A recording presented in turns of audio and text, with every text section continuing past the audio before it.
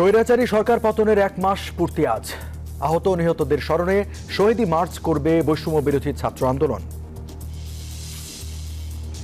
প্রায় 7 বছর পর ব্রিটিশ রাষ্ট্রদূত সারা কুকের সাথে খালেদা জিয়ার কূটনৈতিক বৈঠক, দেশের সার্বিক পরিস্থিতি নিয়ে আলোচনা। এস আলমের ঋণ জালিয়াতি তদন্তের নেই অগ্রগতি, 41 মন্ত্রী এমপির দেশ ত্যাগের নিষেধাজ্ঞা, যৌথ অভিযানের আওতায় আসবে দুর্নীতিবাজরাও।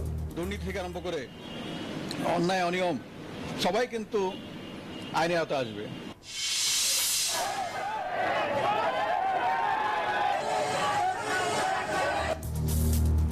আশুলিয়া গাজীপুরে রাস্তা অবরোধ করে গার্মেন্টস কর্মীদের বিক্ষোভ, আন্দোলনকারীরা আওয়ামী লীগ বিএনপির সমর্থক বলছেন উপদেষ্টারা।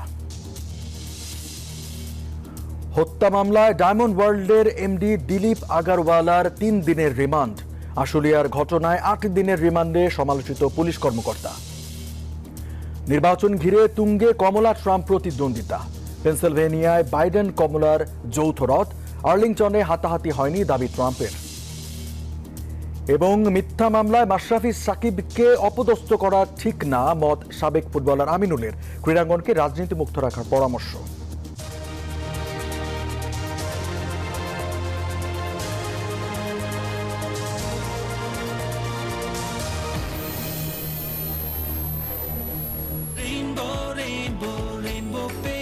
Rainbow Paints, the color of joy.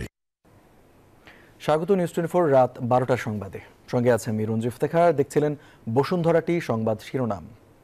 শব্দের আরেক নাম, একদম ইউনিক স্ট্রাকচারাল ডিজাইনের কসমিক ডোর। এর ওয়াল থিকনেস ও রিপ থিকনেস বেশি থাকায় থেকে 50 বছরেরও বেশি। কসমিক ডোর, নিশ্চিন্তে 50 বছর। এবারে বিস্তারিত সংবাদ জানাবো দর্শক। শুরুতেই জানাতে চাই, আপনারা জানেন যে পাকিস্তানের মাটিতে পাকিস্তানকে টেস্টে হোয়াইট ওয়াশ করে বাংলাদেশে ফিরেছে বাংলাদেশ দল। এই মুহূর্তে বিমানবন্দরে এসে বাংলাদেশ দলের অধিনায়ক নাজমুল শান্ত এই মুহূর্তে কথা বলছেন, আমরা সরাসরি চলে যাচ্ছি সেখানে।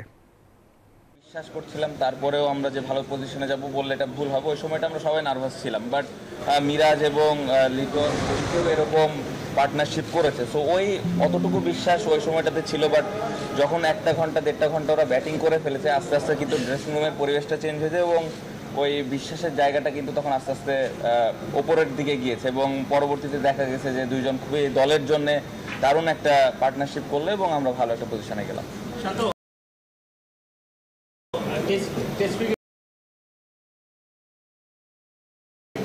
খেলা সেশন বাই সেশনে খেলা এবং টি20তে দেখা যায় দিনে কিন্তু অনেকেই জিততে পারে, কিন্তু টেস্ট ক্রিকেট আপনি 5 দিন 10 দিনে খেলা অনেক প্ল্যান করতে হয়, পিছিয়ে থেকে এগিয়ে যাওয়ার সুযোগ থাকে। এখন কি আপনার দল বা আপনারা আসলে অনেক বেশি পরিণত মনে হচ্ছে কিনা? না, এই সিরিজটা খুবই ভালো হয়েছে। আমরা যেভাবে প্রিপারেশন নিয়েছি যাওয়ার আগে এবং ওইখানে যাওয়ার পরে প্রত্যেকটা প্লেয়ারের মাইন্ডসেট, স্কিল নিয়ে চিন্তা ভাবনা, ওভারঅল খুবই ভালো একটা প্রিপারেশন ছিল এবং প্রত্যেকটা প্লেয়ারের ইন্টেনশন ছিল যে আমরা এখানে খেলাটা যেন জিততে পারি। এবং আমি যেটা বলবো যে আমরা পাকিস্তানে 3 দিন আগে গিয়েছিলাম, এটা আমাদের একটু অ্যাডভান্টেজ দিয়েছে। আপনি যেটা বললেন যে টেস্ট ক্রিকেট জেতার জন্য প্রত্যেকটা সেশন ভালো খেলা প্রয়োজন, যদিও অনেক সময় 1-2টা সেশন এদিক ওদিক হলেও কামব্যাক করার সুযোগ থাকে, বাট এটা খুব একটা সহজ বিষয় না। সো প্লেয়াররা অনেক কষ্ট করেছে, কোচিং স্টাফ যারা ছিল অনেক কষ্ট করেছে, প্রপার পরিকল্পনা আমাদেরকে দিয়েছেন এবং যেটা আমি বলবো যে সবাই টিমের জন্য খেলার চেষ্টা করেছেন এবং প্ল্যানগুলো এক্সিকিউট করার চেষ্টা করেছেন।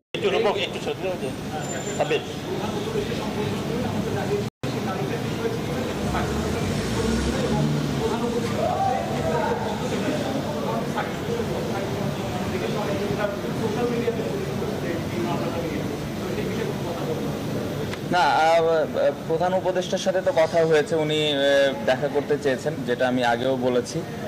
সাকিব ভাইয়ের বিষয়টা নিয়ে অবশ্যই এটা একটা ডিফারেন্ট বিষয়, বাট প্রত্যেকটা প্লেয়ার সাকিব ভাইয়ের পাশে আছেন এবং এই বিষয়টা নিয়ে আমরা সবাই জানি সাকিব ভাই কতটুকু খেলার জন্য ডেডিকেটেড এবং খেলার জন্য কতটুকু পাগল, টিমের জন্য ভালো করার জন্য কতটুকু সবসময় টিমের জন্য খেলার জন্য চিন্তা ভাবনা করেই থাকেন। বাট হ্যাঁ, অবশ্যই যখন দেখা হবেন অবশ্যই এটা নিয়ে যদি কথা ওঠে, প্রত্যেকটা প্লেয়ার সাকিব ভাইয়ের পাশে আছে। না, এখনো পর্যন্ত হয়নি।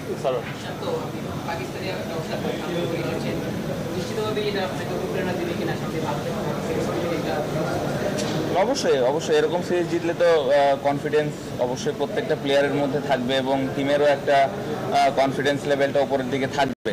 বাট ইন্ডিয়া সিরিজ যেটা আপনি বললেন, অবশ্যই কঠিন একটা সিরিজ, ওটার জন্য আমাদের নতুন করে আবার পরিকল্পনা করতে হবে, প্রিপারেশন নিতে হবে। সো এখন যে টিমের অবস্থা আছে, অবশ্যই আমরা যদি আমাদের বেস্ট খেলাটা খেলতে পারি, ওইখানেও ভালো করা সম্ভব। আমাদের অনেকগুলো back to back test series, Pakistan, India, তারপর ঘরের মাঠে সাউথ আফ্রিকা। মজার ব্যাপার, এই 3 দলের বিপক্ষে আমরা কখনো টেস্ট ম্যাচ জিতিনি, অলরেডি একটা ডান।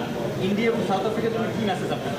অবশ্যই আমি একটু আগে যেটা বললাম যে প্রত্যেকটা ম্যাচই যখন আমরা খেলি, প্লেয়ারদের মধ্যে ওই বিশ্বাসটা এখন আছে যে আমরা জেতার জন্য খেলছি, এবং আমরা যে জিততে পারি, আমাদের প্লেয়ারদের একটা সবসময় একটা জিনিস থাকে যে আমাদের এভিডেন্সের অনেক সময় প্রয়োজন হয়।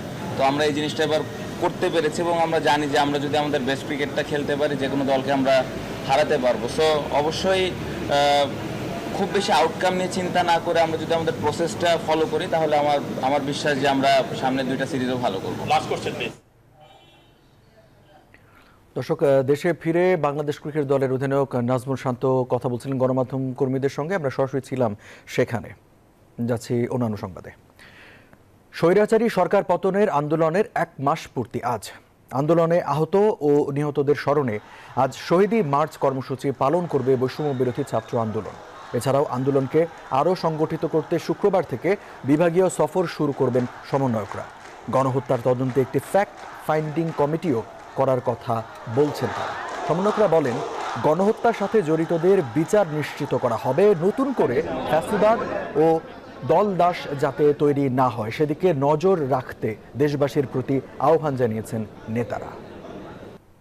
এই শহীদি মার্চে আমরা চাইব আমাদের যেই বাবা মারা, যে ভাই বোনেরা তাদের সন্তান হারিয়েছে, তাদের ভাই বোন হারিয়েছে, বিনয়ের সাথে আমরা আপনাদের প্রতি অনুরোধ করতে চাই, আপনারা আমাদের সাথে আসুন। বাংলাদেশ পুনর্গঠনের জন্য কোন কোন প্রিন্সিপালের ভিত্তিতে বাংলাদেশকে পুনর্গঠন করব, যেখানে আর কখনোই কোনো ধরনের কোনো রূপে আর ফ্যাসিজম ফিরবে না, যেখানে গণমাধ্যমের স্বাধীনতা নিশ্চিত করা হবে। এই যে আমার ব্যাংক আরএফএল গ্যাস স্টোভ, এর সায়েন্টিফিক নজল আর ব্রাশ বার্নার তাপকে সমানভাবে ছড়িয়ে খরচ বাঁচায় 25%। আরএফএল গ্যাস স্টোভ নিরাপদ ও গ্যাস সাশ্রয়ী। 304 ফুড গ্রেড স্টেইনলেস স্টিলে তৈরি, যা নিশ্চিত করে জংবিহীন সিঙ্কের আজীবন নিশ্চয়তা। আরএফএল কিচেন সিঙ্ক, স্বাস্থ্যকর কিচেনের চিরস্থায়ী সমাধান। প্রায় 7 বছর পর সাবেক প্রধানমন্ত্রী ও বিএনপি চেয়ারপারসন বেগম খালেদা জিয়া কূটনৈতিক বৈঠক করেছেন। বুধবার রাত 8টার দিকে ব্রিটিশ হাইকমিশনার সারা কুক খালেদা জিয়ার গুলশানের বাসভবনে যান। প্রায় 1.5 ঘন্টার বৈঠকে বিএনপি চেয়ারপারসন বেগম খালেদা জিয়ার শারীরিক অবস্থার খোঁজ নেন সারা কুক। বৈঠকে দেশের সার্বিক অবস্থা নিয়েও আলোচনা হয়। উপস্থিত ছিলেন বিএনপির স্থায়ী কমিটির সদস্য ডাক্তার AZM জাহিদ হোসেন ও ডাক্তার FM সিদ্দিকী, বিএনপি নেতা আমির খসরু মাহমুদ চৌধুরী এবং তাবিথ আওয়াল। বৈঠক শেষে আমির খসরু জানান, দেশে একটা মুক্ত পরিবেশ সৃষ্টি হয়েছে, যেখানে কূটনীতিকরাও মুক্তভাবে চলাফেরা করতে পারছেন। সারা কুক জানতে চান, নতুন প্রেক্ষাপটে দেশের পরিস্থিতি কোথায় যাচ্ছে, যুক্তরাজ্য কি করতে চায়। এ সময় 2 দেশের সার্বিক অবস্থা ও সম্পর্ক উন্নয়নের অনুরোধ জানান খালেদা জিয়া। স্বাভাবিকভাবে ওদের প্রধান বিষয়টা ছিল ম্যাডামের শরীর কেমন আছে, ভালো আছে কিনা, উনি কি বাইরে চিকিৎসার জন্য যাওয়ার জন্য ওনার শারীরিকভাবে ওনার প্রস্তুতি আছে কিনা, ঠিক আছেন কিনা। আর দ্বিতীয় কথা, যে বাংলাদেশের এই দ্বিতীয় স্বাধীনতার পরে যে বাংলাদেশ কোথায় যাচ্ছে, বাংলাদেশ সম্বন্ধে তাদের চিন্তা ম্যাডামের সাথে আলাপ আলোচনা করেছেন। আর দেশে একটা পরিবেশ সৃষ্টি হয়েছে, সবচেয়ে বড় কথা হচ্ছে বাংলাদেশে একটা মুক্ত পরিবেশ সৃষ্টি হয়েছে, যেখানে কূটনীতিকরাও মুক্তভাবে চলাফেরা করতে পারছে। বিজলি কেবলস যে কোনো স্থাপনার বৈদ্যুতিক সংযোগকে রাখে নিরাপদ। এর স্ক্রিন কোটেড ইনসুলেশন সম্পূর্ণ ফায়ার রিটার্ডেন্ট, তাই বিজলি কেবলস নিজেই নিজেকে নেভায়। বিজলি কেবলস, নিরাপদ আজীবন। এস আলম গ্রুপের বিরুদ্ধে 3300 কোটি টাকা ঋণ জালিয়াতি তদন্তে বাংলাদেশ ব্যাংক ও ইসলামী ব্যাংক থেকে কোনো ধরনের সহযোগিতা পাচ্ছে না দুদক। তদন্ত 7 বার 2 প্রতিষ্ঠানকে চিঠি দিলেও কর্ণপাত করছেন না সংশ্লিষ্ট কর্মকর্তারা। ফলে 1.5 বছর আগে অনুসন্ধান শুরু হলেও অগ্রগতি নেই ভয়ঙ্কর নভেম্বর ঋণ জালিয়াতির। এ বিষয়ে গভর্নর জানিয়েছেন দুদক নয়, এস আলমকে ধরবে বাংলাদেশ ব্যাংক। 2022 সালের 1 থেকে 17 নভেম্বর ইসলামী ব্যাংক থেকে রাজশাহী নাবিল গ্রুপের 8টি প্রতিষ্ঠানের নামে 2,500 কোটি টাকা ঋণের নামে উত্তোলন করে। ভুয়া ঠিকানা ও কাগজে প্রতিষ্ঠানের নামে এসব ঋণের টাকা এস আলম গ্রুপের সংশ্লিষ্টদের পকেটে ঢোকে। একইভাবে চট্টগ্রাম ভিত্তিক আরও বেশ কিছু প্রতিষ্ঠানের নামে 1000 কোটি টাকা ঋণ নিয়ে লোপাট করা হয়, যা ব্যাংকপাড়ায় ভয়ঙ্কর নভেম্বর নামে পরিচিত। 2023 সালের শুরুর দিকে ঘটনায় অনুসন্ধানে নামে রাষ্ট্রীয় দুর্নীতি বিরোধী সংস্থা দুদক। তদন্তের দায়িত্ব পাওয়া কর্মকর্তা বারবার তথ্য চাওয়ায় তাকে কুড়িগ্রামে বদলি করার অভিযোগ রয়েছে। পরবর্তীতে নিয়োগ পাওয়া কর্মকর্তারাও একাধিকবার ঋণের অডিট প্রতিবেদন চেয়ে চিঠি দেয়, তবে এ নিয়ে কোনো উত্তর নেই ব্যাংক সংশ্লিষ্টদের কাছে।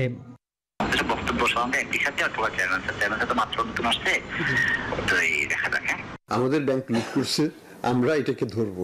দুদকের দরকার এখানে আছে খুব একটা আমার মনে হয় না।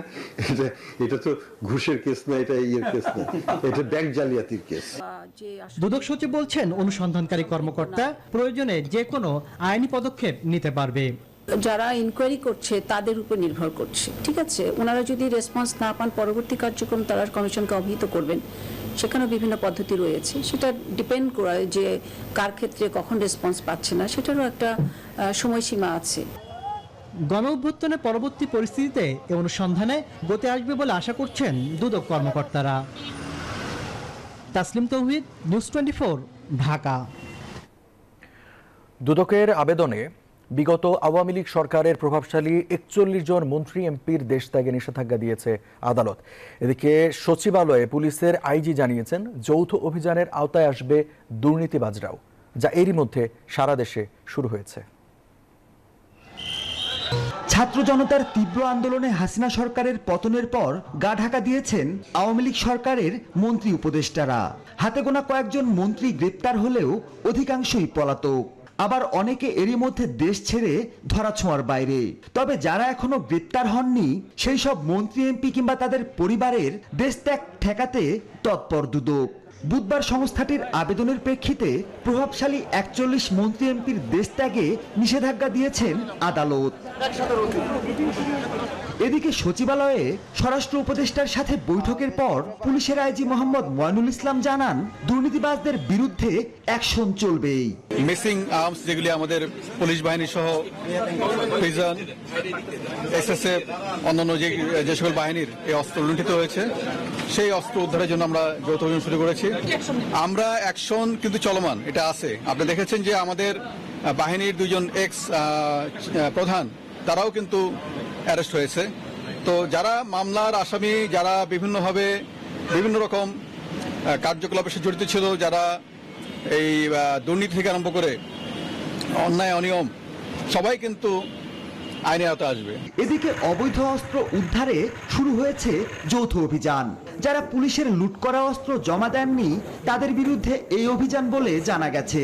যৌথ অভিযানে রয়েছে বাংলাদেশ সেনাবাহিনী, পুলিশ, বিজিবি, বাংলাদেশ আনসার, গ্রাম প্রতিরক্ষা বাহিনী, কোস্টগার্ড ও র্যাব। মাহমুদুল হাসান, নিউজ 24, ঢাকা। একদম ফ্রেশ, বিশ্বমানের প্রযুক্তির সকল সুবিধা নিয়ে ভালো থাকুন আপনিও। কঙ্কা একদম ফ্রেশ, বিশ্বমানের প্রযুক্তির সকল সুবিধা নিয়ে ভালো থাকুন আপনিও। কঙ্কা। শ্রমিক বিক্ষোভের জের ধরে আজও ছুটি ঘোষণা করা হয়েছে আশুলিয়ার অর্ধশতাধিক তৈরি পোশাক কারখানা। স্বরাষ্ট্র উপদেষ্টা বলেছেন, যারা তৈরি পোশাক খাতকে অস্থিতিশীল করছে তারা শ্রমিক নন, আওয়ামী লীগ, বিএনপি 2 দলের সমর্থকই এজন্য দায়ী। এদের বিরুদ্ধে আইন শৃঙ্খলা বাহিনী কঠোর ব্যবস্থা নেবে বলে জানান স্বরাষ্ট্র উপদেষ্টা। পুলিশ শিগগিরই স্বাভাবিক নিয়মে কাজে ফিরবে বলেও জানান তিনি। নারী পুরুষের বৈষম্য দূর করা সহ 10 দফা দাবিতে গত কয়েকদিন ধরে সাভারের আশুলিয়ায় গার্মেন্টস শ্রমিকরা বিক্ষোভ করছিল। পরিস্থিতি নিয়ন্ত্রণে যৌথ বাহিনী মোতায়েন করা হলেও বুধবার ফের আন্দোলনে রাস্তায় নামে শ্রমিকরা। অস্থিরতা শুরু হয় এলাকা জুড়ে। অন্তর্বর্তী সরকারের ভাবমূর্তি নষ্ট করার জন্য বহিরাগতরা এমনটা করছে বলে মনে করছেন সরকারের উপদেষ্টারা। বুধবার সকালে স্বরাষ্ট্র মন্ত্রণালয় 7 উপদেষ্টা সহ আইন শৃঙ্খলা বাহিনীর ঊর্ধ্বতন কর্মকর্তাদের সাথে এ বিষয়ে তাৎক্ষণিক বৈঠকে বসেন স্বরাষ্ট্র উপদেষ্টা। যে শ্রমিকরা এখানে কোনো ধরনের ডিস্টারবেন্স করছে না, কিন্তু যারা করছে তারা অধিকাংশ বহিরাগত, ওদেরকে কিভাবে মোকাবিলা করা যায় এবং তার জন্য আমাদের একটু টাফ হতে হবে। আমার ইন্ডাস্ট্রিকে বাঁচাতে গেলে, শ্রমিককে বাঁচাতে গেলে, দেশের অর্থনীতিকে বাঁচাতে গেলে কিছু সংখ্যকের বিরুদ্ধে পদক্ষেপ নিতে হবে, কঠোর পদক্ষেপ নিতে হবে। এখানে স্থানীয়ভাবে আওয়ামী লীগও আছে কিছু জায়গায় এবং কিছু বিএনপির স্থানীয় নেতৃবৃন্দেরও আমরা সংশ্লিষ্টতা পেয়েছি। বিএনপির কেন্দ্রীয় নেতৃবৃন্দের সাথে আমাদের এই বিষয়ে কথা হচ্ছে, যাতে তারা তাদেরকে নিবৃত রাখেন এবং স্থানীয়ভাবে আওয়ামী লীগের অনেকে থাকে না যে স্থানীয় প্রভাবশালী হিসেবে জুট ব্যবসার সাথে জড়িত, এখনও রয়ে গেছে, তাদের বিরুদ্ধে আমরা কঠোর অবস্থানে যাব এবং অলরেডি আমাদের কাছে যে ইনফরমেশন আছে স্বরাষ্ট্র মন্ত্রণালয়ের কাছে, সেই ইনফরমেশনের ভিত্তিতে তাদেরকে অ্যারেস্ট করা হবে। পূর্ণ মনোবল নিয়ে শিগগিরই পুলিশ কাজে ফিরবে বললেন স্বরাষ্ট্র উপদেষ্টা। আমার কাছে এরকম কোনো কিছু নাই যে আমি একদিনে সব উন্নতি করে ফেলবো, এটা আস্তে আস্তে হবে।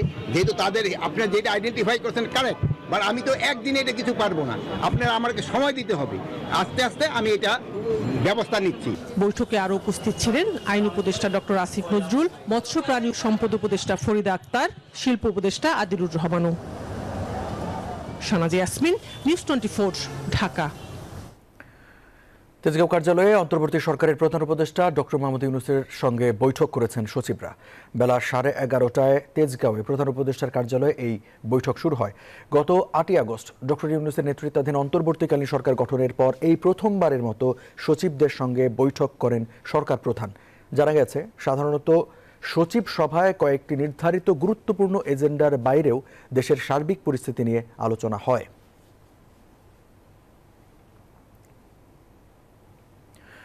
শ্রমিক আন্দোলনের নামে কেউ বিশৃঙ্খলা করলে তাদের প্রতিহতের ঘোষণা দিয়েছে বিএনপি। দলের স্থায়ী কমিটির সদস্য নজরুল ইসলাম খান বলেন, কারখানা কেন্দ্রিক আন্দোলনে শ্রমিকদের নামে রাজনৈতিক নেতাকর্মীরা রয়েছে। আর বিএনপি নেতা রুহুল কবির রিজভী বলেছেন, ক্ষমা নয়, অপরাধীদের বিচার করতে হবে। গেল কয়েকদিন ধরে নানা সেক্টরে আন্দোলনের পর এবার পোশাক কারখানায় চাকরি প্রত্যাশীদের বিক্ষোভ শুরু হয়েছে। নয়াপল্টনে জাতীয়তাবাদী শ্রমিক দলের কর্মী সভায় আন্দোলনকারীদের উদ্দেশ্য নিয়ে সমালোচনা করেন শ্রমিক দল নেতারা। বিএনপি নেতা নজরুল ইসলাম খান বলেন, শ্রমিকদের ন্যায্য দাবিতে বিএনপির সংহতি রয়েছে, তবে চলমান আন্দোলনের উদ্দেশ্য ভিন্ন। এটা হলো যে বিজয়, এই বিজয়কে নস্যাৎ করার চেষ্টা, এই যে দেশের শান্তি শৃঙ্খলা ফিরে আসছে এটাকে বিঘ্নিত করার চেষ্টা। এটা একটা ষড়যন্ত্র, এটা রাজনৈতিক ষড়যন্ত্র, এটা দেশি বিদেশি ষড়যন্ত্র, এটাকে প্রতিরোধ করতে হবে। বিএসএমএমইউতে স্বৈরাচার বিরোধী আন্দোলনে ক্ষতিগ্রস্ত পরিবারের মাঝে আর্থিক সহযোগিতা দেন বিএনপি নেতা রুহুল কবির রিজভী। পরে জামাতের আমিরের সমালোচনা করে তিনি বলেন, সে ছিল একটি রক্তপায়ী ভ্যাম্পায়ার, সে রক্ত পিপাসু একজন নরঘাতক মানুষ। আজকে যদি তারা ক্ষমার মধ্যে পড়ে, তাহলে তো এই দেশে শুধু গোরস্থান তৈরি হবে। নয়াপল্টনে বিএনপির ত্রাণ সংগ্রহ অনুষ্ঠানে দলের স্থায়ী কমিটির সদস্য জাহিদ হোসেন বলেন, রাষ্ট্রের স্বচ্ছতার জন্য নির্বাচন কমিশন ও দুদক পুনর্গঠন করা অতি জরুরি। এই সমস্ত সুবিধাভোগীদেরকে ঝেঁটিয়ে বিদায় করা সরকারের দায়িত্ব। তিনি জানান, এখন পর্যন্ত বানভাসীদের জন্য 13 কোটি টাকার অনুদান পেয়েছে বিএনপি। ফিরিয়ে দেওয়া হচ্ছে বিতর্কিত ব্যক্তি ও রাজনৈতিক নেতাদের অনুদান। আরিফিন শাকিল, নিউজ 24, ঢাকা। বিএনপি ক্ষমতায় আসলে দ্বিকক্ষ বিশিষ্ট সংসদের বিধান সংবিধানে সংযুক্ত করবে, এমন প্রতিশ্রুতি দিয়ে বিএনপির ভারপ্রাপ্ত চেয়ারম্যান তারেক রহমান বলেন, জনগণের সমর্থন নিয়ে বিএনপি আগামীতে জাতীয় সরকার ব্যবস্থায় দেশ পরিচালনা করবে। ধারাবাহিক কর্মসূচির অংশ হিসেবে বুধবার ঢাকা বিভাগের তৃণমূল নেতাকর্মীদের উদ্দেশ্যে ভার্চুয়ালি যুক্ত হয়ে এসব কথা বলেন তিনি। বলেন, এদেশের মানুষের জন্য গণতন্ত্র ও ভোটাধিকার পুনরুদ্ধারের সংগ্রামে যারা অংশগ্রহণ করেছেন তারা সকলে আগামীতে দেশ পরিচালনায় যাতে অংশ নিতে পারে, এজন্য উন্নত বিশ্বের মতো বাংলাদেশের সংবিধানে দ্বিকক্ষ বিশিষ্ট সংসদ জরুরি।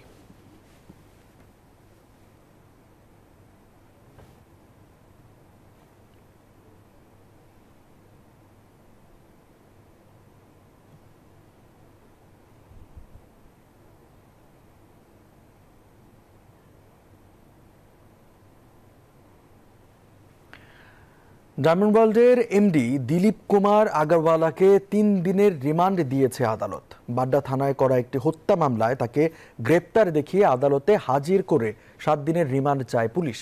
আগরওয়ালার বিরুদ্ধে থাকা বাকি অভিযোগগুলোর বিষয়েও তদন্ত করা হবে বলে জানিয়েছে রাষ্ট্রপক্ষ।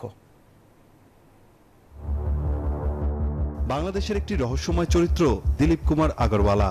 ডায়মন্ড ব্যবসার আড়ালে কাঁচকে হীরা বানিয়ে বিক্রি করা, কয়েক হাজার কোটি টাকা ট্যাক্স ফাঁকি, মানি লন্ডারিং সহ নানা অভিযোগ রয়েছে তার বিরুদ্ধে।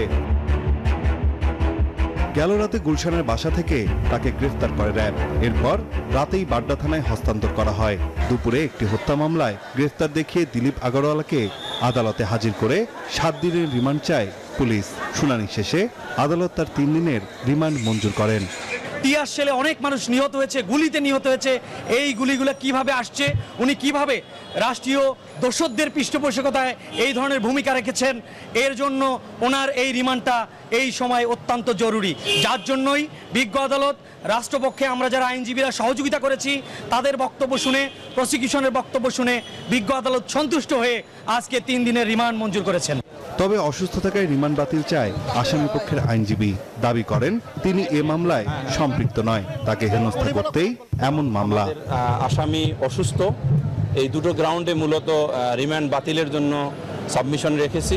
তার বিরুদ্ধে থাকা বাকি অভিযোগগুলোর বিষয়েও তদন্ত করা হবে বলে জানায় রাষ্ট্রপক্ষ। নাইম আলচিকো, নিউজ 24, ঢাকা। ছাত্র জনতার আন্দোলনে আশুলিয়ায় মানুষ হত্যার পর লাশ পোড়ানোর ঘটনায় আটক পুলিশ কর্মকর্তা কাফিকে 8 দিনের রিমান্ডে নিয়েছে পুলিশ। আলাদা হত্যা মামলায় সাবেক 2 আইজিপি শহীদুল হক ও আব্দুল্লাহ আল মামুনেরও রিমান্ড মঞ্জুর করেছেন আদালত। গত 30 আগস্ট সামাজিক যোগাযোগ মাধ্যমে ছড়িয়ে পড়ে ভ্যানে পড়ে থাকা কয়েক যুবকের নিথর দেহ। এখানেই শেষ নয়, পরে লাশগুলোকে একসাথে করে আগুন দেয় পুলিশ। ওই ভিডিওতে থাকা সক্রিয় ছিলেন আশুলিয়া থানার কয়েক পুলিশ সদস্য। আশুলিয়ায় এসব লাশ পোড়ানোর অভিযোগে আটক হন ঢাকা জেলার অতিরিক্ত পুলিশ সুপার আব্দুল্লাহ হিল কাফি। ডিবি কার্যালয় থেকে বুধবার আদালতে তোলা হয় তাকে। শেষমেশ হাজারীবাগ থানার অপহরণ মামলায় 8 দিনের রিমান্ড মঞ্জুর করেছেন আদালত। একটি ভ্যান গাড়িতে উঠিয়ে যে জ্বালিয়ে দেওয়া হয়েছিল, এর নায়ক ছিল এই আব্দুল্লাহ হিল কাফি। উভয় পক্ষের শুনানির পর এই আব্দুল্লাহ হিল কাফির বিরুদ্ধে বিজ্ঞ আদালত 8 দিনের রিমান্ড মঞ্জুর করে। আলাদা 2 মামলায় সাবেক আইজিপি আব্দুল্লাহ আল মামুনকে 8 দিন ও শহীদুল হককে 7 দিনের রিমান্ড দিয়েছেন আদালত। বুধবার সকালে সিএমএম আদালতের বিচারক এ আদেশ দেন। সকালে তাদের আদালতে নেওয়া হয়। নিউ মার্কেট এলাকায় ব্যবসায়ী ওয়াদুদ নামে একজন ব্যবসায়ী পুলিশের গুলিতে নিহত হয়। ওই মামলায় একেএম শহীদুল হক এজাহার নামীয় আসামি, তার বিরুদ্ধে এই মামলায় 7 দিনের রিমান্ড মঞ্জুর করেন। আব্দুল্লাহ আল মামুনের বিরুদ্ধে হত্যার সঙ্গে এই হত্যাটা হয়েছিল বসিলা, একজন মতি দোকানদার আবু সাইদ পুলিশের গুলিতে তার মাথা এবং পিঠে বুকে গুলি লেগে নিহত হয়। উভয় পক্ষের শুনানি করার পর এই আসামির বিরুদ্ধে 8 দিনের রিমান্ড মঞ্জুর করে। মঙ্গলবার রাতে উত্তরা থেকে গ্রেফতার করা হয় শহীদুল হককে, আর আত্মসমর্পণ করেন আব্দুল্লাহ আল মামুন। আরিফুল ইসলাম, নিউজ 24, ঢাকা। নিউজ 24 রাত 12টার সংবাদে নিচ্ছে একটা বিরতি, ফিরছে আরো সংবাদ নিয়ে, সাথেই থাকুন।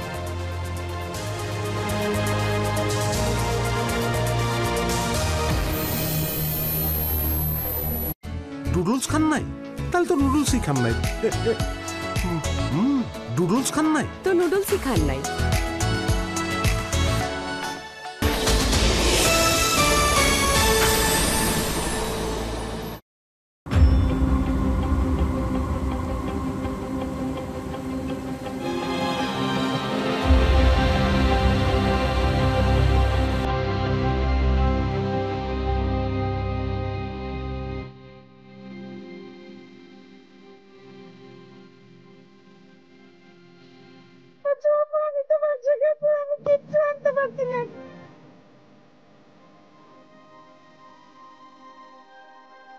বাড়িঘরের অবস্থা খুবই খারাপ, মানে থাকার কোনো ব্যবস্থা নাই।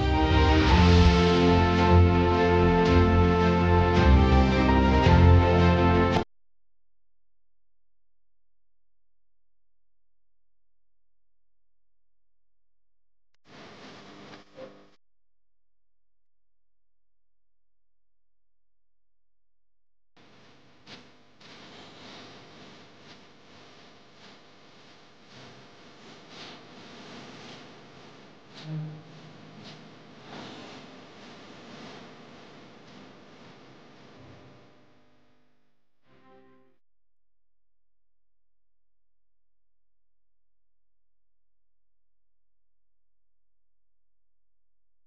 সরকারি বিরুদ্ধে কিছু কথাবার্তা লিখতো, এজন্য ওকে তুলে নিয়ে গেছে। আমার কথাটা কে শুনে না?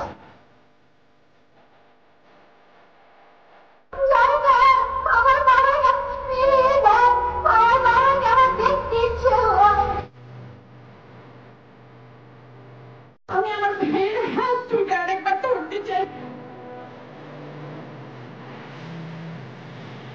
আপনি আমাকে শুধু মারছেন না, আমার সাথে আপনার পুরো সমাজটাকে ধ্বংস করছে, আপনার ফ্যামিলিটাকে ধ্বংস করে যাচ্ছে।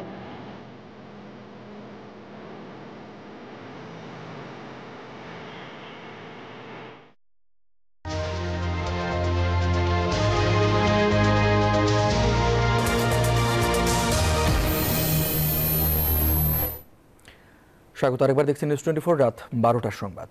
পররাষ্ট্র মন্ত্রণালয়ের 38 কর্মকর্তাকে দুদকে পাঠানোর নোটিশ নিয়ে ভুল বোঝাবুঝির অবকাশ থাকতে পারে বলে মন্তব্য করেছেন পররাষ্ট্র উপদেষ্টা তৌহিদ হোসেন। বিকেলে ফরেন সার্ভিস একাডেমিতে সাংবাদিকদের এই কথা বলেন তিনি। বলেন, অভিযোগের ধরন দেখে অধিকাংশই অডিট আপত্তি বলে মনে হচ্ছে, দুর্নীতির আর অডিট আপত্তি এক নয়। যারা ছিল তাদের সবাইকে রিকল করা হয়েছে, তার মধ্যে 3 জনের ছিলেন অ্যাডমিন ক্যাডারের এক্স অফিসার, তাদের অলরেডি এস্টাবলিশমেন্ট থেকে তাদের কন্ট্রাক্ট ক্যান্সেল করে দেওয়া হয়েছে গতকাল। আর বাকিদেরকে আমরা টোটাল 4 উইক সময় দিয়েছিলাম, কয়েকদিনের মধ্যে সেটা শেষ হয়ে যাবে, তারা চলে আসবে সবাই। এখানে কিছু কনফিউশন থাকতে পারে, সেগুলো আমরা দূর করবো। অডিট অবজেকশন এবং দুর্নীতি এক জিনিস না।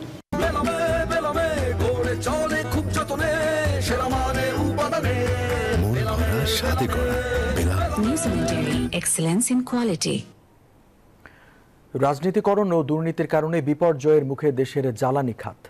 রাজধানীতে এক সেমিনারে এমন মন্তব্য করেন জ্বালানি খাতের বিশেষজ্ঞরা। ব্যবসায়ীদের অভিযোগ, দফায় দফায় দাম বাড়িয়েও শিল্পে গ্যাস সরবরাহ করতে পারছে না সরকার, ফলে ব্যাহত হচ্ছে উৎপাদন, প্রভাব পড়ছে সামষ্টিক অর্থনীতিতে। দীর্ঘদিন ধরেই দেশীয় গ্যাস ক্ষেত্র থেকে উৎপাদন বাড়ানো যাচ্ছে না। কয়েক মাস ধরে এলএনজি সরবরাহ নেমে এসেছে অর্ধেকে। কবে নাগাদ সরবরাহ বাড়বে তাও নিশ্চিত নয়। সব মিলে শিগগিরই কাটছে না চলমান গ্যাস সংকট, ফলে গ্যাসের অভাবে ব্যাহত হচ্ছে শিল্পের উৎপাদন। জ্বালানি বিশেষজ্ঞরা বলছেন, বিগত সরকারের অদূরদর্শিতা এবং রাজনীতিকরণের কারণে এ খাতে এমন বিপর্যয়। বুধবার রাজধানীতে international business forum of Bangladesh আয়োজিত সেমিনারে এসব কথা বলেন জ্বালানি বিশেষজ্ঞরা। এই যে তিতাসে যে চুরি হয়, এই গ্যাসের এই চুরিটা যদি কন্টিনিউ করে, আপনারা চিন্তা করেন, আমরা এলএনজি এত এক্সপেন্সিভ ইম্পোর্ট করে আসছি, সেটা চুরি হয়ে যাচ্ছে। এই প্ল্যানগুলো বন্ধ হয়েছিল, দিনের পর দিন বন্ধ রেখে ক্যাপাসিটি পেমেন্ট দেওয়া হয়েছে বা খুব স্বল্প ব্যবহার করে ক্যাপাসিটি পেমেন্ট দেওয়া হয়েছে, সেগুলো আসলে দেখা উচিত। ব্যবসায়ী সংগঠনের নেতারা বলেন, একদিকে যেমন গ্যাসের সংকট, অন্যদিকে এর সঠিক বন্টনও হয়নি এতদিন।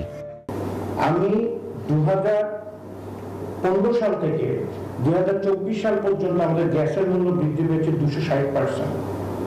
2015 সালে গ্যাসের দাম ছিল 4 টাকা 18 পয়সা ক্যাপটিভিটি, এবং 2024 এটা এসে দাঁড়িয়েছে 31 টাকা 50 পয়সা। ছিনিমিনি খেলা হয়েছে আমাদের জীবন নিয়ে। আমরা যারা শিল্পপতি, প্রকৃত ব্যবসা করি, সব বোঝা আমাদের ঘাড়ে চাপায় দেওয়া হচ্ছে।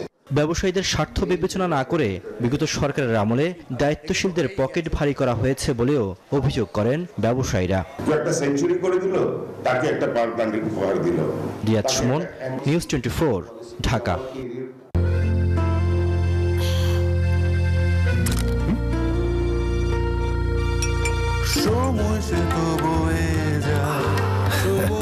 এভাবে সময় পাল্টে যায়, কিন্তু ডিপ্লোমা সেই একই স্বাদে, একই মানে যুগ যুগ ধরে রয়ে যায়। নিউজিল্যান্ডের এক্সেলেন্স ইন কোয়ালিটি। এবার ফার্স্ট সিকিউরিটি ইসলামী ব্যাংক পিএলসি অর্থ বাণিজ্য সংবাদ।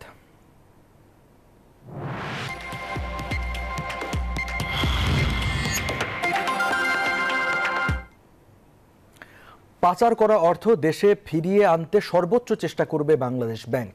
আর্থিক খাতের সংকট কাটাতে দেশীয় ও আন্তর্জাতিক বিশেষজ্ঞদের নিয়ে গঠন করা হবে 3টি টাস্ক ফোর্স, যারা কাজ শুরু করবে 2-3 মাসের মধ্যেই। বুধবার ব্যাংকার্স সভা শেষে ব্রিফিংয়ে এসব কথা জানিয়েছেন বাংলাদেশ ব্যাংকের গভর্নর ডক্টর আহসান মনসুর। গেল কয়েক বছরে দখল আর লুটপাটের শিকার হয়েছে বেশ কিছু ব্যাংক। অন্তর্বর্তীকালীন সরকারের দায়িত্ব নেয়ার পর এসব ব্যাংক পুনর্গঠন ও আর্থিক খাত সংস্কারে সক্রিয় কেন্দ্রীয় ব্যাংক। বুধবার বিভিন্ন ব্যাংকের শীর্ষ নির্বাহীদের সাথে বৈঠকে বসেন গভর্নর, যেখানে গুরুত্বপূর্ণ দিক নির্দেশনা দেওয়া হয় ব্যাংকারদের। আমরা বাংলাদেশ ব্যাংক আমাদের নিয়ন্ত্রকের সাথে খুব সুন্দরভাবে কোলাবোরেট করে একটা নতুন আমরা বলি 2.0 ব্যাংকিং সেক্টর তৈরি করতে পারবো।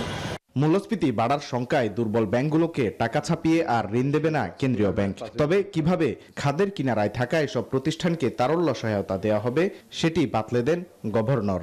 একটা ব্যাংকের মধ্যেই মনে হয় সীমিত আছে বলে আমরা প্রাথমিকভাবে ধারণা করতেছি, এবং এই ব্যাংকগুলো এখন একটু লিকুইডিটি ক্রাইসিসের মধ্যেই আছে। লিকুইডিটি সাপোর্ট আমরা দেব ওই ব্যাংকগুলোকে, এবং সেটা আমরা চেষ্টা করছি ইন্টার ব্যাংক লোনের মাধ্যমে। খেলাপিতে কারা জড়িত সেটি সংশ্লিষ্ট ব্যাংকের নতুন পর্ষদই যাচাই করবে, যেখানে হস্তক্ষেপ করবে না বাংলাদেশ ব্যাংক। যারা বড় বড় ডিফল্টার্স আছেন তাদেরকে চিহ্নিত করে আমরা খুব দ্রুত বাংলাদেশের ভিতরে তাদের যেসব অ্যাসেট আছে সেগুলোকে উদ্ধার করার চেষ্টা করব। সব মিলিয়ে 1 বছরের মধ্যেই ব্যাংক খাতে স্থিতিশীলতা ফেরানো সম্ভব দাবি গভর্নরের। আর আর্থিক খাত সংস্কারের সময় লাগতে পারে 2 থেকে 3 বছর। ন্যায্য দামে। Walid Sakib, news 24, Dhaka. Corn, milk, coconut আর বাটারের দুর্দান্ত কম্বিনেশনে ইয়াম্মি ক্রাঞ্চি টেস্টের পপার। বেশি ফান নিয়ে এখন 25 গ্রামের বিগ ফান প্যাকে। নিউজ 24 রাত 12টার সংবাদে নিচে আরেকটা বিরতি। একটু পর সাথে থাকবেন।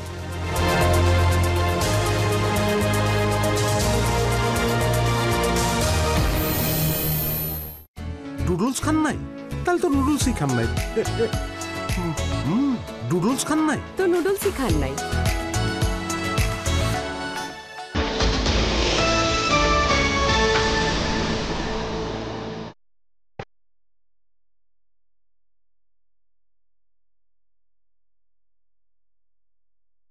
শ্বাসের সাথে ব্লাড আসে আর এই হাড়ে ব্যথা আসে।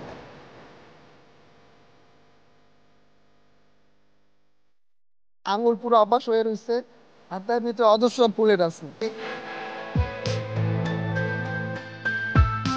যেভাবে জখম করছে আল্লাহ পাকি জানে, এক সময় এক রকমের কথা বলে।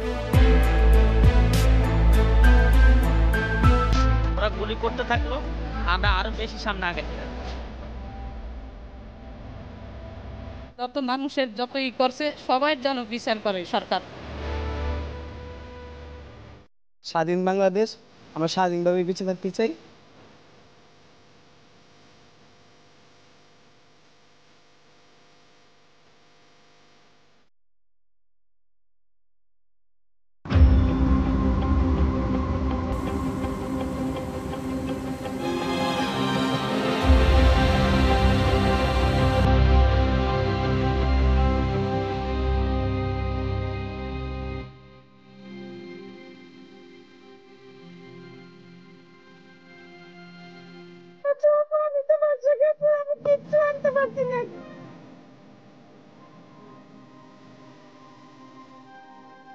বাড়ি ঘরের অবস্থা খুবই খারাপ, মায়ের থাকার কোনো ব্যবস্থা নাই।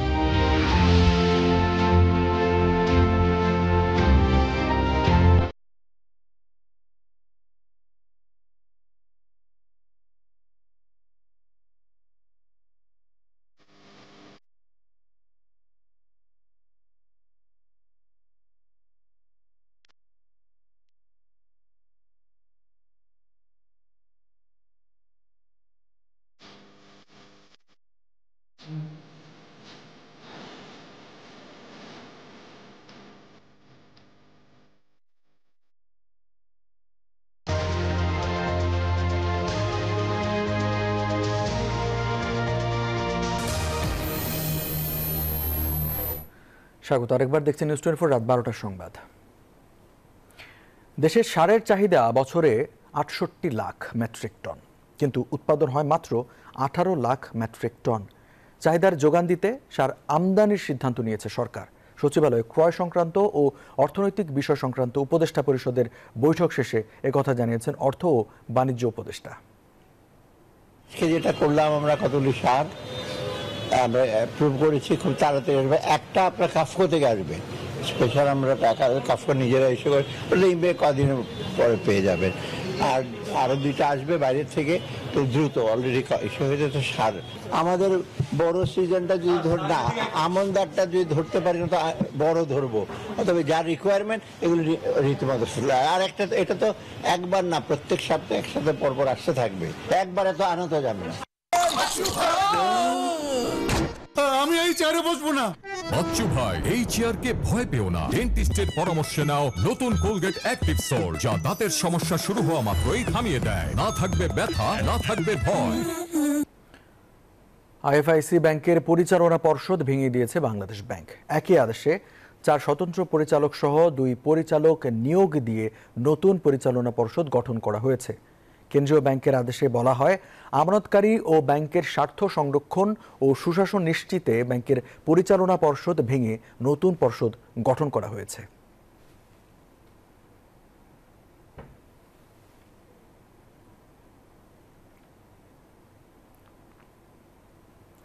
দেশের স্বার্থে পোশাক খাতের চলমান অস্থিরতা বন্ধে সরকারের সহযোগিতা চেয়েছেন তৈরি পোশাক খাতের উদ্যোক্তারা। বুধবার উত্তরায় বিজিএমইএ ভবনে জরুরি বৈঠক শেষে সংবাদ সম্মেলনে তারা এই দাবি জানান। এ সময় বিজিএমইএ সভাপতি বলেন, আইন শৃঙ্খলা বাহিনীর সহযোগিতায় বৃহস্পতিবার থেকে পুরো দমে চলবে সব পোশাক কারখানা। কারখানায় নারী শ্রমিকদের কম নিয়োগের বিষয়টিও সত্য না বলে দাবি করেন তিনি। বিজিএমইএ জানায়, আইন শৃঙ্খলা বাহিনীর মধ্যে এখনও সমন্বয় না থাকার কারণে তাদের সদস্যরা এখনও সক্রিয় না। তাই বহিরাগতরা এর সুযোগ নিয়ে কারখানাগুলোতে অস্থিরতা তৈরির অপচেষ্টা করছে। কালকে সকাল থেকে আমরা হয়তো ফ্যাক্টরি চালাতে পারবো, তারপরও আমরা তাদের সাথে আরো ছোট বৈঠক করার চেষ্টা করছি। পলিটিক্যাল লিডারদের সাথে আমরা বৈঠক করার চেষ্টা করছি এবং আপনাদের মাধ্যমে সমস্ত পলিটিক্যাল লিডারদেরকে আমরা এই আবেদন জানাবো যে ইন্ডাস্ট্রিটা বাঁচলে দেশ বাঁচবে, ইকোনমিটা বাঁচলে দেশ বাঁচবে। আপনারা আমাদেরকে বাঁচতে দিন, আপনারাও বাঁচবেন। টিএসসিতে গণত্রাণ কর্মসূচিতে এখন পর্যন্ত সংগ্রহ হয়েছে 11 কোটি 10 লাখ টাকা, আর খাবার বিতরণ ও প্যাকেজিং সহ বিভিন্ন খাতে খরচ হয়েছে 1 কোটি 75 লাখ টাকা। সন্ধ্যায় টিএসসিতে সংবাদ সম্মেলনে এই তথ্য জানায় বৈষম্য বিরোধী ছাত্র আন্দোলন। এই সকল খাতগুলো মিলিয়ে আমাদের বর্তমানে মোট খরচ হচ্ছে 1 কোটি 75 লক্ষ 12,794 টাকা। আমি আবার রিপিট করছি, আমাদের এই সংশ্লিষ্ট খাতগুলো নিয়ে আমাদের মোট খরচ বর্তমানে 1 কোটি 75 লক্ষ 12,794 টাকা। টিএসসিতে আজকে যে কার্যক্রমটি চলমান ছিল সেটি আজকে পর্যন্তই চলবে, এরপরে আর এই কার্যক্রমটি চলবে না আর কি। রহস্যজনক কারণে এখনও বিচার বিভাগের সংস্কার হচ্ছে না, এই অভিযোগ করেছেন সুপ্রিম কোর্ট আইনজীবী সমিতির সভাপতি ব্যারিস্টার এ.এম. মাহবুব উদ্দিন খোকন। বুধবার দুপুরে সুপ্রিম কোর্ট আইনজীবী সমিতি মিলনায়তনে সংবাদ সম্মেলনে একথা জানান তিনি। সব সেক্টরের আগে বিচারিক সংস্কারের দরকার ছিল। বিচারিক যদি শক্তিশালী হয় দুর্নীতি কমে যাবে, বিচারিক শক্তিশালী হলে দেশে অর্থনীতি চাঙ্গা থাকবে। বিচার বিভাগ থেকে নিম্ন আদালতকে আইন মন্ত্রণালয় মুক্ত করতে হবে, ইন্ডিপেন্ডেন্ট বিচার করতে হবে। তা করেছে? কিছুই করেনি। এখনো প্রতি সরকার, আগের সরকারের যারা রাজনৈতিক বিচার করত, যারা কথায় কথায় রাজনৈতিক কর্মীদের রিমান্ডে দিত মিথ্যা মামলায়, যারা গায়ে মামলায় জামিন দিত না, নিম্ন আদালতে এখনো তো সেই কোনো সংস্কার নেই। ঘুরে ফিরে তারাই। দেশের মাটিতে বিদেশি ফল ড্রাগন চাষ করে সফল হয়েছেন নওগাঁর মাহবুব জামান। মাত্র 3 বিঘা জমি থেকে 12 লাখ টাকার ড্রাগন বিক্রির প্রত্যাশা করছেন তিনি। তার সফলতায় উৎসাহিত হয়ে ড্রাগন চাষে ঝুঁকছেন অন্য চাষিরাও। বাবুল আখতার রানার পাঠানো তথ্য ছবি নিয়ে ডেস্ক রিপোর্ট। মাহবুব জামান একজন কৃষি উদ্যোক্তা। মহাদেবপুর উপজেলার শিবরামপুর গ্রামে প্রায় 7 বিঘা জমির মিশ্র ফল বাগানের 3 বিঘায় করছেন ড্রাগন চাষ। খরচ 4 লাখ টাকা। শুরুটা গত বছর, সে সময় ব্যর্থ হলেও সফলতা ধরা দিতে খুব বেশি দেরি হয়নি তার। চলতি মৌসুমেই প্রায় 1000 কেজি ড্রাগন ফল উত্তোলনের আশা করছেন তিনি, যার বর্তমান বাজার মূল্য প্রতি কেজি 200 টাকা হিসেবে 12 লাখ টাকা। আমার বাগানে ফুল আছে, ফল আছে, এখন দিন ধরে অক্টোবর পর্যন্ত আমার 6,000 কেজি ফল উঠবে, মোটামুটি 12 থেকে 14 লাখ টাকা আমার বিক্রি হবে। বাগানের সৌন্দর্য দেখতে প্রতিদিনই ভিড় করছেন স্থানীয় উদ্যোক্তারা। অন্যান্য ফলমূলের পিছনে যে টাকাটা খরচ করি, এইটাতে তার চেয়ে বেশি যে অনেক উপকার পাওয়া যাবে। ড্রাগনের বাগান আমারও ভবিষ্যতে করার ইচ্ছা আছে। ড্রাগন চাষে কেউ আগ্রহ দেখালে তাকে সর্বাত্মক সহযোগিতার কথা জানিয়েছে কৃষি বিভাগ। নতুন কৃষক উদ্যোক্তা তৈরি করার ক্ষেত্রে আমরা সবসময় পরামর্শ দিয়ে থাকি যে সেচের পানি কম ব্যবহার করে, ভূগর্ভস্থ পানি কম ব্যবহার করে, সারফেস ওয়াটার বেশি ব্যবহার করে কিভাবে ফসল উৎপাদন করা যায় সে ব্যাপারে আমরা পরামর্শ দিয়ে থাকি।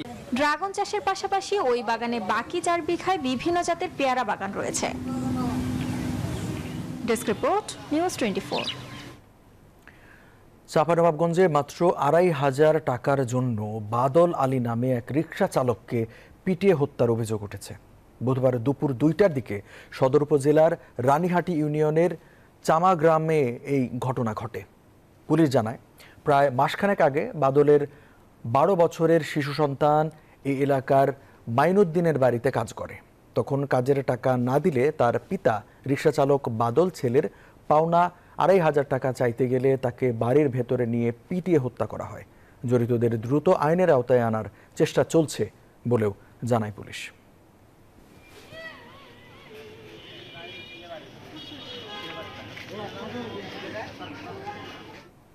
এবারে আন্তর্জাতিক সংবাদ।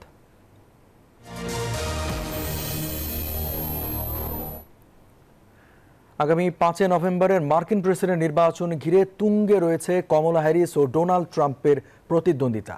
চলতি মাসের 10 তারিখে প্রেসিডেন্সিয়াল বিতর্কে অংশ নেবেন 2 প্রার্থী। নির্বাচনী প্রচারণায় পিছিয়ে নন কেউই। ট্রাম্প দাবি করেছেন, আর্লিংটন জাতীয় সমাধিস্থলে তার প্রচারণার সময় কোনো হাতাহাতির ঘটনা ঘটেনি। কমলা হ্যারিসকে প্রেসিডেন্ট প্রার্থী হিসেবে স্বীকৃতি দেওয়ার পর সোমবার প্রথম তার হাতে হাত রেখে নির্বাচনী প্রচারণা চালালেন মার্কিন প্রেসিডেন্ট জো বাইডেন। আসন্ন মার্কিন প্রেসিডেন্ট নির্বাচনে পেনসিলভানিয়া খুব কঠিন লড়াইয়ের জায়গা বলে বিবেচনা করা হচ্ছে। সেখানকার ভোটারদের কাছে টানার চেষ্টাতেই সোমবার প্রচার চালান বাইডেন ও কমলা। এদিন পিটসবার্গে শ্রমিক সংঘের সদস্যদের সঙ্গে দেখা করেন তারা। এরপর পাশাপাশি দাঁড়িয়ে প্রায় 600 সমর্থকের উদ্দেশ্যে বক্তব্য দেন প্রেসিডেন্ট ও ভাইস প্রেসিডেন্ট। তাকে চিনি আমি, ভরসা করি। তার মেরুদণ্ড লোহার দণ্ডের মতো শক্ত। যা করেন জেনে বুঝেই করেন এ নারী। আপনাদের আশ্বস্ত করছি, যদি আপনারা কমলাকে প্রেসিডেন্ট নির্বাচিত করেন তবে তা হবে এ যাবৎকালে আপনাদের নেওয়া সবচেয়ে উত্তম সিদ্ধান্ত। মার্কিন যুক্তরাষ্ট্রে জো বাইডেন আমাদের দেখা সবচেয়ে রূপান্তরকারী প্রেসিডেন্টদের একজন। তিনি আন্তরিকতা থেকেই এটা করেন।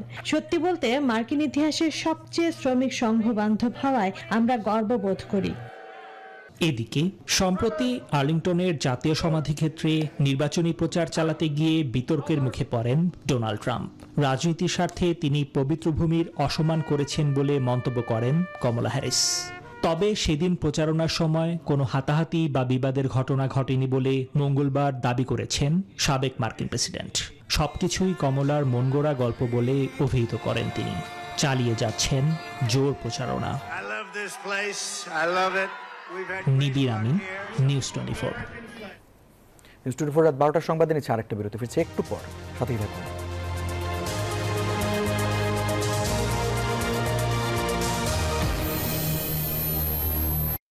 নুডলস খান নাই? তাহলে তো নুডলসই খান নাই। নুডলস খান নাই তো নুডলসই খান নাই।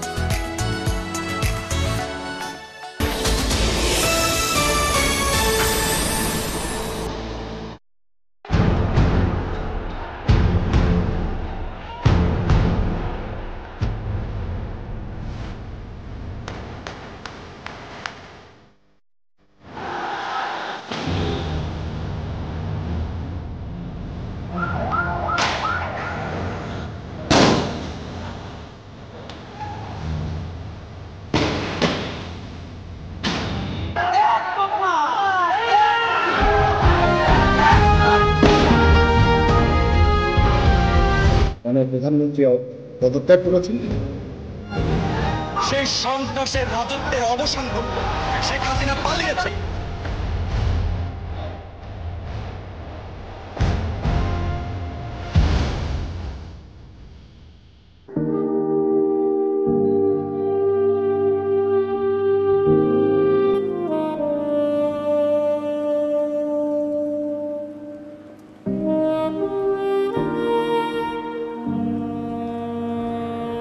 লড়াই যেখানে জীবন বাঁচানোর, দুমুঠো ভাত সেখানে রীতিমতো বিলাসিতা। থাকার জায়গা নেই, ঘুমাবো যে সেই স্থানটুকু পানিতে পরিপূর্ণ।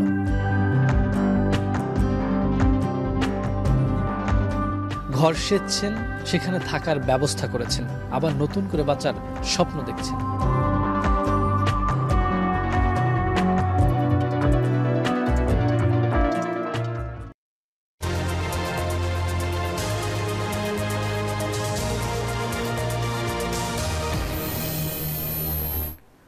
আবার স্বাগত, দেখছেন নিউজ 24 রাত 12টার সংবাদ।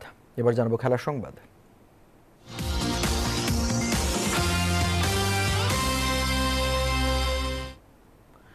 মিথ্যা মামলা দিয়ে সাকিবকে অপদস্থ করা ঠিক নয় বলে জানালেন জাতীয় ফুটবল দলের সাবেক অধিনায়ক আমিনুল হক।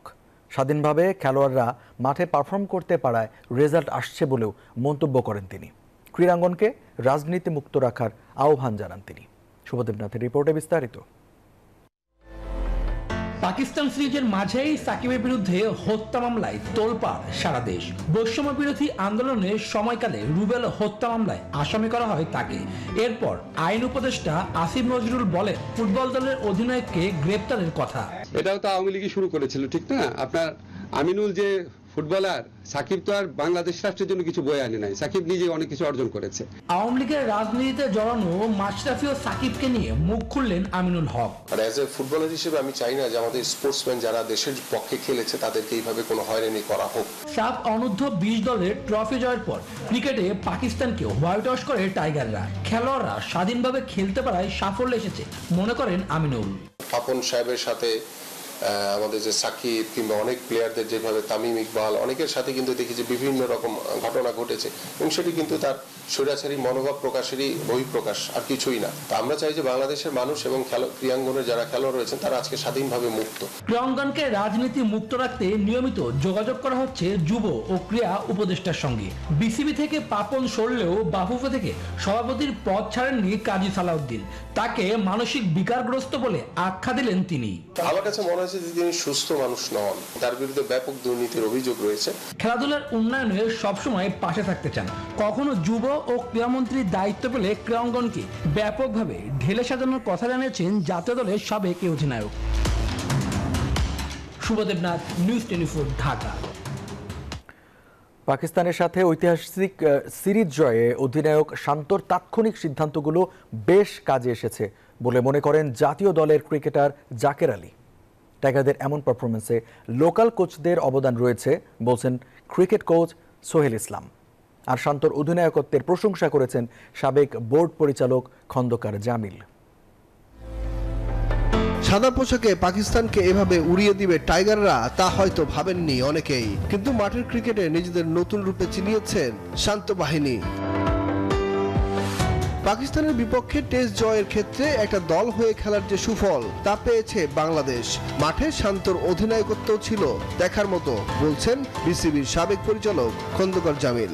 সামথিং নিউ, মানে খুবই আমার কাছে খুবই আশান্বিত মনে হচ্ছে। টেস্ট ক্রিকেটে কিন্তু আমাদের পারফরমেন্স খুব ভালো ছিল না। এই পারফরমেন্সটা এবং নতুন বাংলাদেশের এই সময়ে প্রথম সুযোগেই এরকম একটা পারফরমেন্স, এটা অত্যন্ত আশা জাগে। মাঠে প্রতিটি সিদ্ধান্তই ভেবে চিন্তে নিয়েছেন অধিনায়ক শান্ত, বললেন সতীর্থ জাকের আলী অনেক। শান্ত বেসিক্যালি দেখেন ও এজ এ ক্যাপ্টেন ও কিন্তু ভালো করতেছে। এজ এ ক্যাপ্টেন আপনি যখন রিস্ক নেবেন, হ্যাঁ ভালো হতে পারে খারাপ হতে পারে, তো তখন এটা পজিটিভলি যায়। তবে টেস্ট ক্রিকেটে এমন সাফল্যের পেছনে লোকাল কোচদের বড় ভূমিকা রয়েছে বলে মত কোচ সোহেল ইসলামের। আমরা যে জায়গা থেকে আসি তার থেকে কিভাবে আসলে আরো ভালো করা যেতে পারে, তো যখন প্র্যাকটিসের মধ্যে এরকম ইনভলভ থাকে সবাই, তখন আসলে ভালো কিছু হওয়ার সম্ভাবনাই থাকে এবং আপনারা দেখছেন যে লাস্ট দুটো টেস্ট তার প্রতিফলন। ক্রিকেট সংশ্লিষ্ট থেকে শুরু করে সাধারণ ক্রিকেট ভক্ত সবারই প্রত্যাশা সামনে ভারতের সাথে ধারাবাহিকতা বজায় রাখবে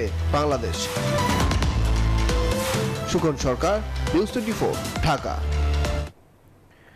ফিফা ফ্রেন্ডলি ম্যাচে কাল ভুটানের মুখোমুখি হবে বাংলাদেশ। তার আগে সব ধরনের প্রস্তুতি সেরে নিয়েছে লাল সবুজের দল। ম্যাচের আগের দিন কোচ হেভিয়ার কেব্রেরা বলেন, ঘরের মাটিতে ভুটান শক্তিশালী দল হলেও মাঠে তাদের কোনো ছাড় দেবে না বাংলাদেশ। অন্যদিকে জামাল ভুঁইয়ার প্রত্যাশা প্রথম ম্যাচে জয় তুলে নেবেন তারা। আর ভুটানও অতিথিদের ছেড়ে কথা বলবে না, জানিয়েছেন স্বাগতিকদের কোচ ও অধিনায়ক।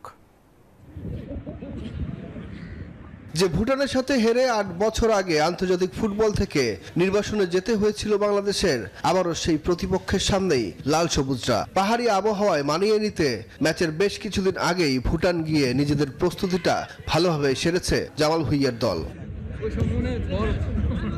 ম্যাচের আগের সংবাদ সম্মেলনে জাতীয় দলের কোচ ক্যাপ্টেনরা জানান মাঠে কোনো ছাড় দিতে চান না ভুটানকে। ভুটান ঘরের মাটিতে বেশ শক্তিশালী, আমাদের প্রস্তুতিও হয়েছে দারুণ। আশা করি মাঠে নিজেদের সেরাটাই খেলবে বাংলাদেশ। স্বাগতিকদের কোনো রকম ছাড় দেব না আমরা। এই ম্যাচ জিততে পারলে ফিফা র্যাঙ্কিং এ উন্নতি হবে, তাই জয় ছাড়া আর কিছুই ভাবছে না অধিনায়ক জামাল ভুঁইয়া। যথেষ্ট ভালো প্রস্তুতি হয়েছে আমাদের, ম্যাচটা জিততে চাই আমরা। এই জয় ফিফা র্যাঙ্কিং এ এগিয়ে যেতে সহযোগিতা করবে। পুরো দল লড়াইয়ের জন্য প্রস্তুত। অন্যদিকে ঘরের মাটিতে বাংলাদেশের সাথে জয় তুলে নিতে চায় ভুটানও। বাংলাদেশকে আমরা সমীহ করছি, তার মানে এই না যে মাঠে তাদেরকে আমরা ছাড় দেব। জয়ের জন্যই মাঠে নামবো আমরা। বুধবার সন্ধ্যা 6টায় 2 ম্যাচের প্রথমটিতে মাঠে মুখোমুখি হবে বাংলাদেশ ও ভুটান। সুখন সরকার, নিউজ 24। এই ছিল নিউজ 24 রাত 12টার সংবাদে। আরও সংবাদ ও বিশ্লেষণ জানতে ভিজিট করুন news24bd.tv। এতক্ষণ সাথে থাকার জন্য ধন্যবাদ সবাইকে।